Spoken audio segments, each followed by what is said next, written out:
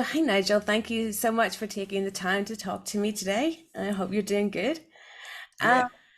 I thought I would start with something different. So, a lot of people might not expect this, but you're really into magic and you're a magician. So, before we get to the wrestling, can you like tell us your magician origin story? Yeah, I mean, I started doing magic, good Lord, when I was at high school, just a little bit. And then when I started wrestling in Japan, that was when it really took off because the sponsors would take you out to eat after the shows. Hmm. And oftentimes I would be sat there for 2 or 3 hours and didn't speak a lot of Japanese at the time.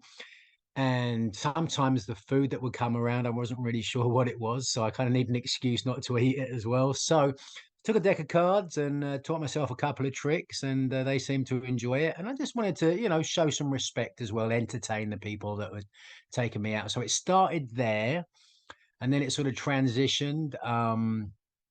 When I was young and single and wanted to impress girls. The reason you do anything in life to impress girls. So there was that. And then it just sort of became from a hobby more so into something more serious. Became friends with a lot of people at the Magic Castle here in Los Angeles. And it wasn't until I sort of went my separate ways with WWE last year that I started thinking, okay, maybe this is something I can really do seriously now. And last month, I had the very first live magic show I've ever done in Santa Monica, California, and it came off really well. Very exciting. Yeah. There's a lot of similarities between wrestling and magic, actually. One of my friends, the late, great Max Maven, who was one of the greatest mentalists of all time, he was a big wrestling fan as well. And he always saw a lot of those similarities in the sense of the big covers the small, or the sense of moments, or the sense of mystery. And fans don't really understand, don't want to understand how it works behind the scenes. So it goes hand in hand with my love of professional wrestling. Yeah. It's awesome. In your experience, what trick impressed the ladies the most, and what impressed the wrestlers the most? Usually the same, to be honest with you. I mean, Yeah. most of it was just card tricks, guess a card and your card appears somewhere else, or I'd move some of the angels off the back of a card. That's one of my favorites to do as well. But I've really branched out now into more mind reading and things like that. Oh wow. Like Darren Brown style stuff? Exactly like Darren Brown. He's a huge idol and inspiration to me. Yeah. Wow, that's almost scary. It can be. I mean, we just did a show in Manchester this past week. I'm going to try and do some more. I'm going to be over for Progress Wrestling end of May. So Mhm. I'll be doing a magic show there as well. So I know Liverpool's a bit of a trek for you, but if you fancy coming down and seeing it, blowing your mind, Mm-hmm. more than welcome. So on to the wrestling then. You've signed with AEW, you're all elite, you got your graphics. So can you tell us Yeah. how it first, like your first talks with Tony and how it came about? I mean, it's a long story. I won't bore you with the minutiae, Stephanie. I reached out obviously once I was a free agent, and there were some legalities to sort of square away. But once that was all clear and done and dusted, we discussed things for me coming in for Supercard of Honor, as being the Ring of Honor stalwart that I am, come in and do part of that. But then he just called me up actually. It was Tuesday of last week and said, "Do you want to go to New York today?" And I was, I'll check, see if I can. But sure enough, by 4 o'clock that afternoon, me and Tony and his business partner Bernie were on his private jet heading to New York, New York. Mhm. So that was where we sort of squared away the majority of the details. And from then, I was, as you said, all elite, graphic included. So you described yourself there as a Ring of Honor stalwart. So when you heard Tony had bought Ring of Honor, obviously you're with WWE, but like what was your feeling on that? I was excited, I was excited to see what Tony was going to do with the company, what his plans were. That was one of the first questions I had for him when I, first actually got him on the phone was what his plans were for the company. He's done so much in terms of expanding the fan base and the ability for professional wrestlers to make a living through AEW that I was super happy to see him get a hold of Ring of Honor. I mean, that's arguably been a lot of the issue with Ring of Honor over the course of its history, is that there was always the product and there was always the passion and the guys that were constantly evolving the style of professional wrestling. I mean, if you look at the history of professional wrestling, I don't think you can make an argument.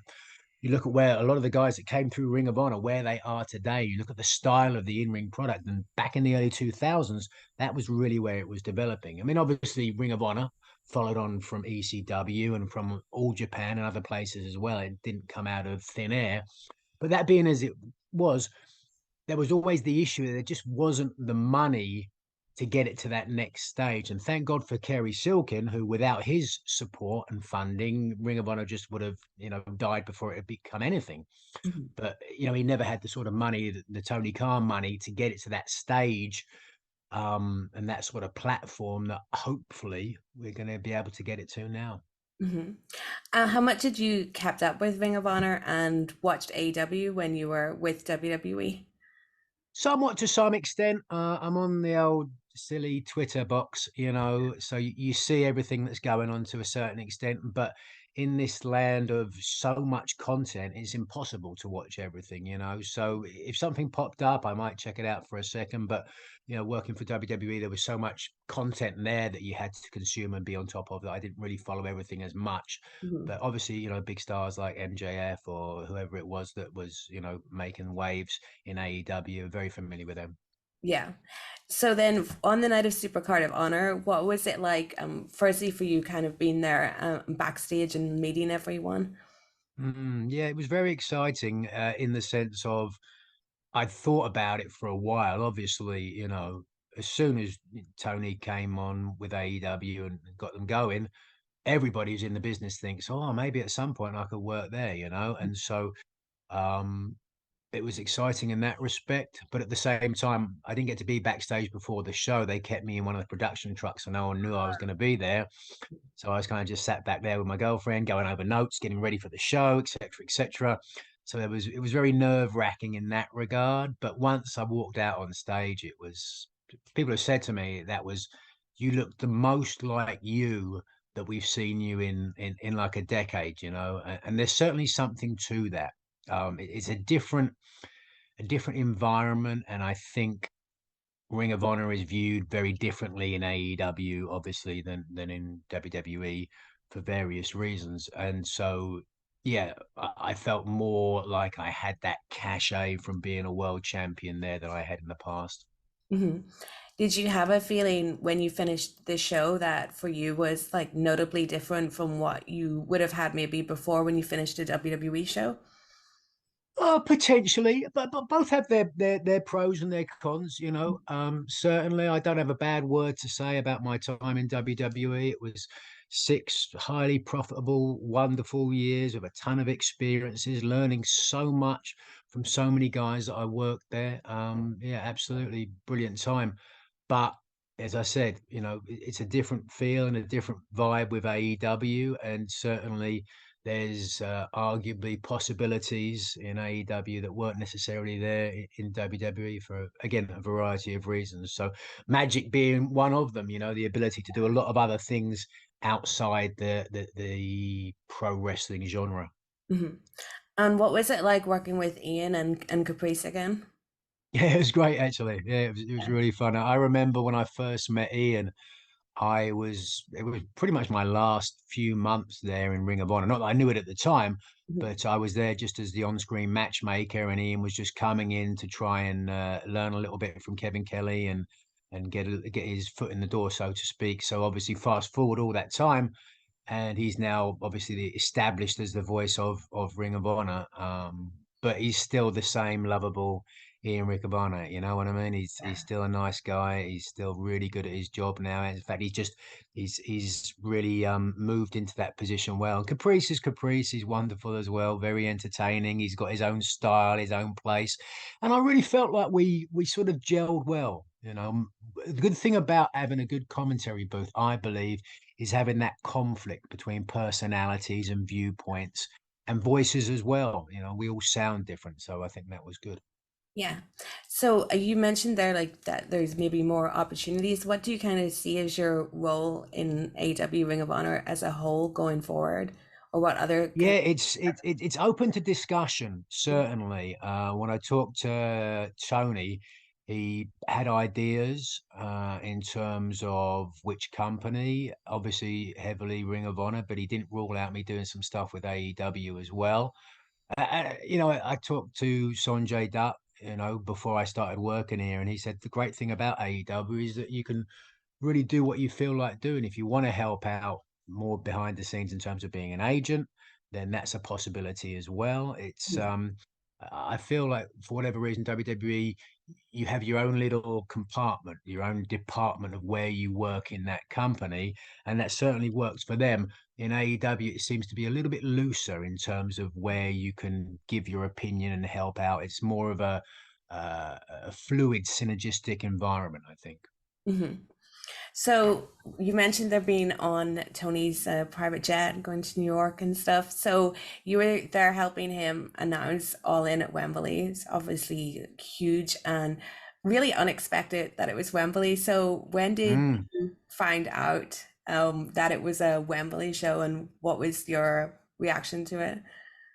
Yeah, my jaw dropped. You'd have to ask Tony exactly, but he told me on the flight, he said, I've Oh, got a secret and I'm going to swear you to secrecy. I'm like, who am I going to tell? And when he said that, it was just, again, I said it when I introduced him that night. It was a moment that you never imagined could happen.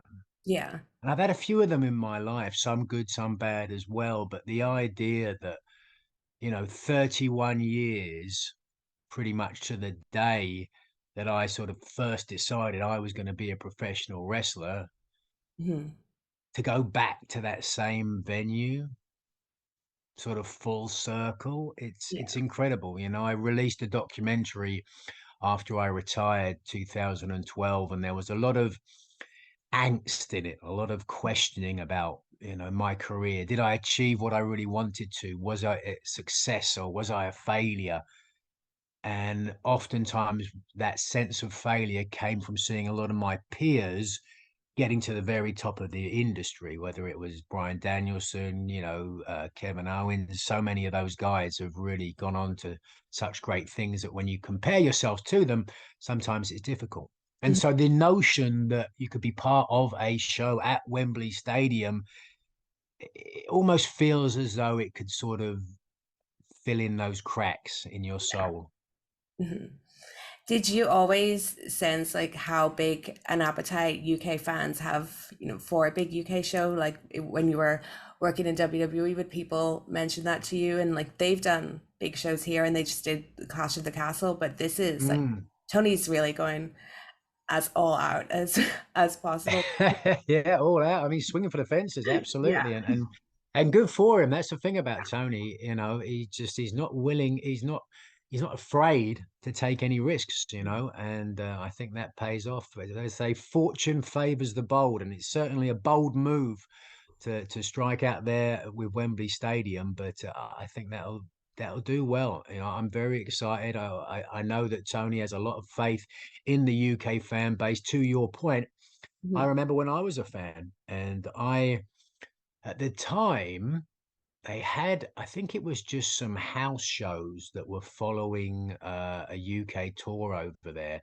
And for whatever reason, I heard somewhere, and this was obviously before the internet, maybe I read in the newspaper that Shawn Michaels was going to be doing a press conference in Birmingham, of all Mhm. places. And like a fool, I jumped on a train from Kent. I went Mhm. all the way across England to Birmingham to this hotel. And I guess the press conference got cancelled or whatever else. So I just got the train back. But that speaks to Yeah. how passionate, English, British people are for professional wrestling, the lengths that they're willing to go to. Because I mean, I'm sure you can speak to this too, Stephanie, that sense of grandeur, of pomp and glamour Yeah. of wrestling, professional wrestling from America. It's like Hollywood, it's like the movies, and it is something mysterious that draws us all to it. And there are so many people in England, to your point, that are just craving that sort of big, huge stadium show from American professional wrestling. I say American professional wrestling, but again, one of the beauties of AEW is it really does have an open door policy, and you really don't know who's going to show up there. That's the beauty of Tony's. Forget about a forbidden door. As I said, it's an open door. You think of all the best talent in the world, and you can't say that anybody won't be there. Hmm. Well, the show is in August, and 17 years before that, so August 2006, you had a match in the UK with Bryan Danielson, and it's like Mm. so synonymous with Ring of Honor and has like a special place with a lot of fans, especially ones over here. So, just what are your memories of that match? Yeah, it was a pivotal match, not just in my career, but in my life as well. To say it was hard hitting and physical, I think would be an understatement. There was a moment where my head got rammed into the ring post. I'm sure you can find it on YouTube. Hmm. And it certainly added to what's the word I'm looking for here? The grandeur of the match. I remember after the show, after I'd gone to the hospital and got all the stitches, etc., etc., I ran into Jimmy Rave, God rest his soul, and he said that he was watching that match from the back. And after I had my head rammed into the ring post and there was blood gushing down my head, and I rolled into the ring and I came up like, Hmm. stared Bryan in the face and said, "Now you got it. Now you got it coming." He said that was the one biggest crowd reaction he'd ever heard in his entire life. And that was really amazing. When you're in it, you're not as cognizant because there becomes a fine line between what's real and not real. And I think it's similar to acting as well in that regard. You just become the character, you become the experience. And that was certainly a moment for me like that, looking at Bryan. I think it was one of the few times I had the pleasure of seeing a little bit of fear in his face. Yeah. I heard you say recently like that you can't give a definitive answer about wrestling again, and obviously you get asked a lot. What do you think are the things that would like sway you most? Is it like an opponent or the event or Yeah, it's certainly the event, and to my earlier point, it's perhaps a final chapter Mhm. to my career, to my journey. So Wembley Stadium, obviously, certainly springs to mind. There are a number of factors. I'm an age now, and I'm a place in my life where I certainly don't want to harm the rest of my life. I don't want to Yeah. get any injuries or anything serious that's going to impinge my ability to enjoy my life as a parent or, to travel, etc., etc. So that's certainly a concern. You've also got to understand that at a show like, Wembley, there are so many guys that are super talented and deserve those spots as well. That to take one of those spots for myself, I think would be pretty hard as well. So Mhm. I don't know. I think if we sell the place out, then maybe I've got no argument. I'm gonna dust the boots off. But yeah, it's so many things, Stephanie. It's the event, it's the opponent, Mhm. it's the timing, and yeah, it's hard to know. I cannot give you a definitive in that regard. Yeah. Do you ever like fantasize about opponents? Are you more of a guy I've never wrestled before, young guy, or someone from my history guy when you think about these things? Definitely someone from my history, I think, to some extent. There's guys like John Gresham, Mhm. or MJF as well. Those sort of guys that you go, yeah, I think I could really have a great match with them. But then you think to yourself, well, the old Nigel McGuinness could really have a great match with them, maybe. I'm not sure about the Nigel McGuinness now. I said to someone a while ago, they said, yeah, I bet you could get in the ring tomorrow, couldn't you? I said, I'm sure I could. I'm just not sure I could get back out afterwards. So I think that's the reality of it. So Mhm. in terms of dream opponents, obviously it would have to be someone like Dragon, Mhm. given our history and the true story that's there. I think the best stories, the best angles in wrestling always have that undercurrent of reality. Yeah. And it's just so real there. It's just so real and it's so honest and authentic and nuanced as well, in the sense it's not just simple there's a good guy and a bad guy. You can understand and you can identify with both of our journeys as well. Very different journeys. We were once on the same direction and now gone in completely different paths, but there's a lot of emotion there um, to establish. And even if that means me just, being on commentary for a match for Mhm. him as well, that's certainly there to play out. So we talked a little bit about your time in WWE, and you came in there as like an already very seasoned commentator. So was there anything in particular that you really learned there that you're carrying through to now? Oh my God, yeah. A huge amount. I mean, yes, I was seasoned in the sense of I'd worked in commentary for Ring of Honor and a few other places. But in terms of the WWE style and what they want from a commentator, I mean, if that's what I knew before WWE, that's what I learned there. And Mhm. I said to Michael Cole as well, I will always be grateful to him and to Tom and to so many other talented people that taught me everything there is to know about commentary. I mean, I say everything. There's so much. There's more than you could ever possibly know, and it constantly changes. And there's so much nuance to that as well. And that's why I've got no hard feelings. That's why I'm so happy for my time there, because I learned so much that I will take with me for the rest of my life. It's given me the opportunity to work for AEW, for other companies as well. But even beyond that, just that ability to pass it on to the next generation as well. I did a commentary seminar with Chris Brooker at EOS Comedy about a month ago. And all the people that were on there, they're all like, it's so hard to find this content because there's so few people who are giving that information to the next generation because they're just so busy doing the job anyway. You know what I mean? Like if you're a wrestler, you can find a lot of seminars with very good wrestlers, but to find seminars with very good commentators, not quite so easy. So I feel eternally blessed to be in that situation. And I remember sometimes I would sort of sit there and I would see my peers on WrestleMania, and I'd be in the back and I'd just be sitting there feeling like, oh.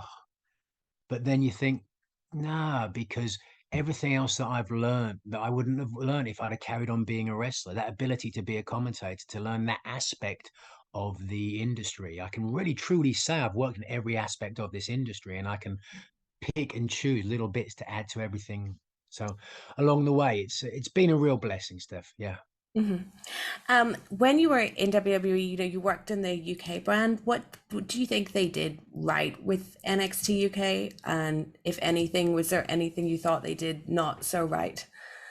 Yeah, I mean, I didn't see a lot of stuff behind the scenes, Yeah. and that's the thing. I think as a fan, oftentimes you can look in at any product and you go, well, they should have done this or they didn't do that, but you're not privy to all the minutiae, the business minutiae of why they make these decisions. And so to that end, I'm certainly not going to get into what I think they absolutely did was give a huge opportunity to so many people. You think of the careers that have been made out of the NXT UK brand, whether it's Walter or Tyler Mhm. Bate or Pete Dunne, all those guys who, and again, through the hard work of themselves have got to that next level. But I mean, good Lord, those shows, even the very first night there in Blackpool in that venue Yeah. was just a moment that I will take with me for the rest of my life, and again, for which I will always be grateful. I think they did a fantastic job. I think they helped a lot of people. They kept me employed for nearly 6 years, so I Mhm. can't knock that. So finally, what are some of your biggest ambitions you have in AEW in the next few years going forward? Yeah, I think certainly to help build up the Ring of Honor brand on par, perhaps with the AEW brand. I think there is difficulty given that there is so much content out there now. And also, as well, you've got to think, Brian, imagine back in the 1980s, if you were breaking into the wrestling business, you didn't have YouTube. There Mhm. weren't even videos. So the only way you could see any wrestling was to go to your local wrestling show. So if you're an aspiring professional wrestler, that's all you can see. And you might see someone who's coming from Japan and you might take a little bit from them, but you can't watch it back. Mhm. Now, literally every match for the last 30 years is available for you to watch ad nauseum on YouTube. So that is why the guys now are so good I mean, they're way better than anybody of my generation in the sense of they just have that ability to progress that much quicker. But what that means is that everybody is almost this hybrid style to a certain extent. There are certainly guys that have maintained their own sort of niche, but I think to your point, I would love to see that ability to make Ring of Honor stand on its own as it did in the past, separate style wise from AEW. And certainly, I think it's not just the in ring product. I think there's how you present storylines, etc., etc. There's a lot of things that can be done in that regard. And so I'd love to be part of that process as well. But then just the ability to travel, to go to Wembley, to be part of huge shows like that, to be on Tony Khan's private jet a few times, and make some money and have a wonderful life and be able to piggyback some magic shows off of wrestling as well. The Mhm. wrestling show, the magic show that I've created, it's called Celebration, and it really is an homage to the love of professional wrestling. So it's basically the first half is me doing a spoken word thing, talking about my career, using magical effects to emphasize that. The second half is me interviewing a couple of wrestlers, whoever's local, Mhm. and asking them about their experiences. Again, using magic to emphasize that. But it's all the big arc is this proud, guilty pleasure that we all share called professional wrestling. And Mhm. so the ability to do that and tag it on to local wrestling shows or AEW shows or Ring of Honor shows, wherever we happen to be, is another huge thing that I'd like to get into. I really, really have enjoyed that. But Mhm. just to be part of the AEW umbrella, is really, really, really good for me. Really happy about it. Awesome.